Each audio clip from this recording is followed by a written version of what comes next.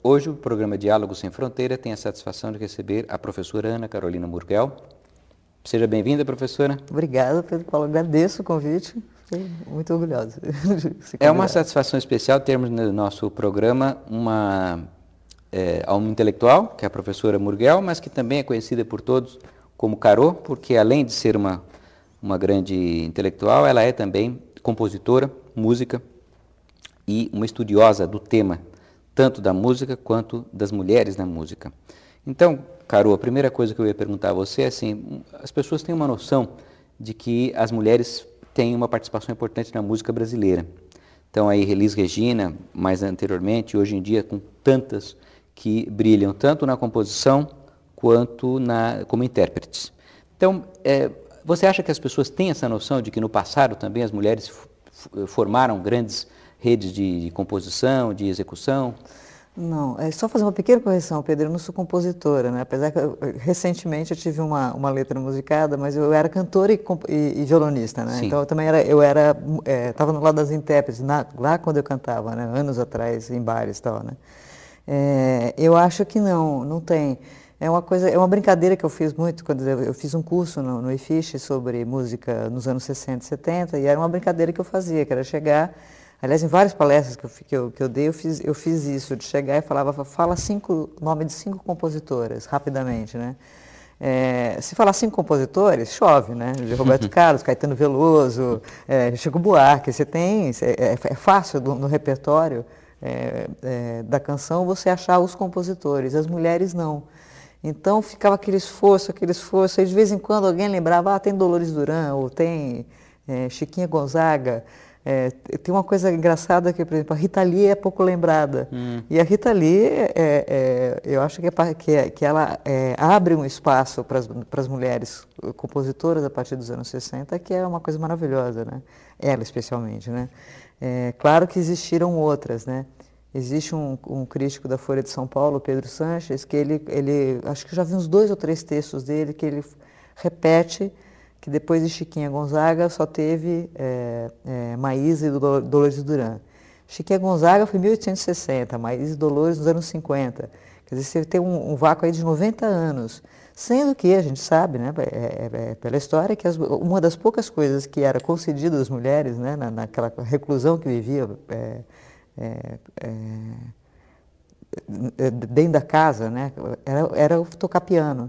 E era uma coisa assim, existiam cursos de composição, né? Minha avó se formou em composição nos anos 20. Então você tem, que eu nem sei se ela foi compositora, existe uma coisa que a Virginia Woolf diz também, que as mulheres não mostram os trabalhos. Né? Que existe uma tendência, em relação à memória, a Michelle Perrault fala disso também, né? Que é a historiadora, né? Que é como se a história delas, pessoal, não fosse importante. Então, que é comum as mulheres, quando ficam mais velhas, queimarem as coisas que eram delas, as cartas. É como se não fosse importante na história, né? E no caso das mulheres, né, muitas, eu achei várias já, né, compositoras entre esse período, mas a partir dos anos 60, 70 é que vai ter aquele boom mesmo de compositores. Porque essa composição que você mencionou de música de piano, seguramente as moças tinham que, como exercício, no mínimo, fazer a composição, quer dizer, então seguramente elas compunham também, Exato. embora isso não tenha sido preservado. Agora, você mencionou aí a Rita Lee, que eu acho que eu ia fazer uma pergunta nessa linha, que é a seguinte, existe também toda uma discussão no âmbito da cultura brasileira em geral e da música popular brasileira, da originalidade e da não importação de modelos. Então, quando você mencionou, porque a Rita Lee muitas vezes é deixada um pouco de lado, será que não tem a ver também com esse outro problema, que é a ênfase de que a música não pode ser internacional, ela tem que ser bem de raiz? O que você acha disso? Isso é interessante, porque a Chiquinha Gonzaga também era acusada no tempo dela de exportar modelos. Né? É engraçado isso na música popular brasileira. Tem várias músicas, se você pegar algumas coisas do Noel Rosa, né? Por exemplo, não tem tradução, que ele fala que o cinema falado é o grande culpado. Né? Ele tem uma série de músicas, o Assis Valente, que tinha aquela coisa do Goodbye Boy, deixa essa mania do inglês, fica tão feio para você, né? Então, assim, tem várias músicas que vão sendo compostas, inclusive da Marília Batista, que ela foi conhecida como a maior intérprete de Noel, mas ela era compositora também de coisas geniais.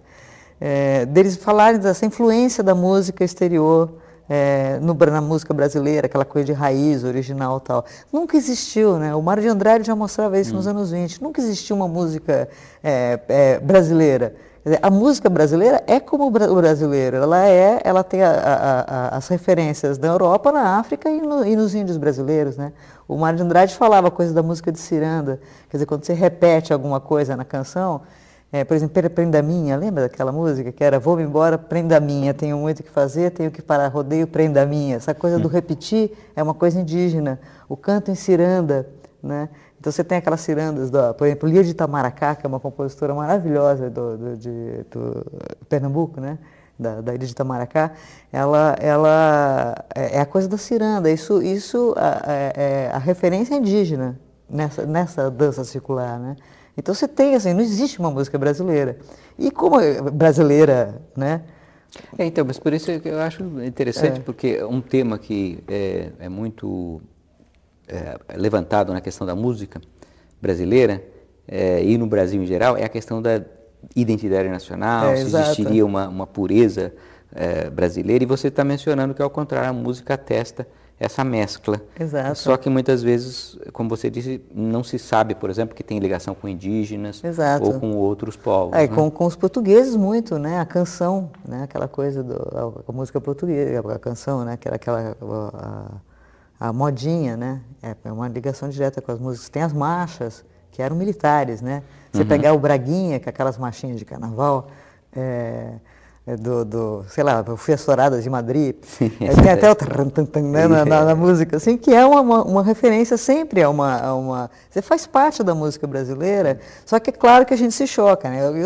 Hoje a gente olha e fala assim, pô, o funk é uma cópia barata, o hip hop e tal, você fica com aquela coisa, né? Cópia barata Não é uma coisa de cópia barata, né? É claro que quando é igual, quer dizer, existe uma transformação que é feita aqui, que é o que dá riqueza da música popular brasileira, que é uma das coisas mais, em termos de identidade nacional, né, é uma das coisas mais importantes produzidas pelo Brasil, em termos de qualidade mesmo, né, quer dizer, a própria Bossa Nova, o Carlos Lyra, nos anos 60, ele fez uma que chamava Influência do Jazz, que ele contava que pobre samba meu, né, que ter com a influência do jazz virou aquela coisa meio, né, é evidente a influência do jazz na Bossa Nova, né? Então você tem... Quer dizer, é brasileiro, mas também tem uma referências, exato. Tom Jobim, ele era especialista em se referenciar pela música. Inclusive, eu estava lendo uma coisa interessantíssima, que Águas de Março seria